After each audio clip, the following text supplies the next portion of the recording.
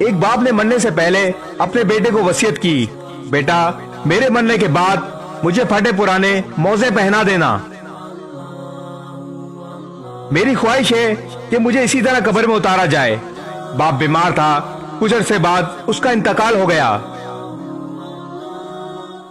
باپ کے مرنے کے بعد بیٹے کو اس کی وصیت یاد آئی۔ بیٹا عالم دین کے پاس گیا اور وصیت کا اظہار کیا۔ عالم دین نے کہا، دین اسلام میں میت کو صرف کفن پہنانے کی اجازت ہے، اس کے علاوہ کچھ نہیں پہنایا جا سکتا۔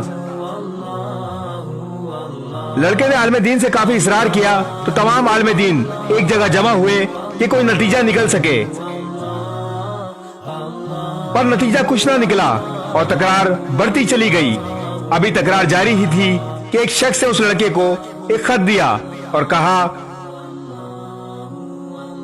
تمہارے والد نے یہ خط مجھے دیا تھا اور کہا تھا کہ میرے مرنے کے بعد یہ خط میرے بیٹے کو دے دینا۔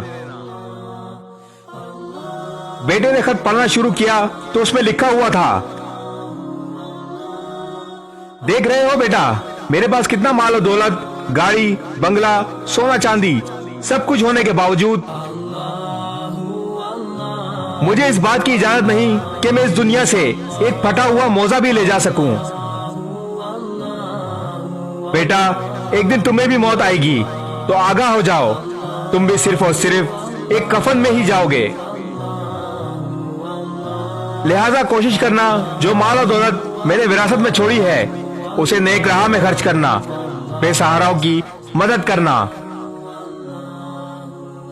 کیونکہ جو جس تمہارے ساتھ قبر میں جائے گی وہ صرف تمہارے اعمال ہوں گے، اس کے علاوہ تم دنیا سے کچھ بھی نہیں لے جا سکتے۔ اے انسان، تو دنیا میں خالی ہاتھ آیا تھا اور خالی ہاتھ ہی جائے گا، لے جائے گا تو صرف اپنے اچھے برے اعمال۔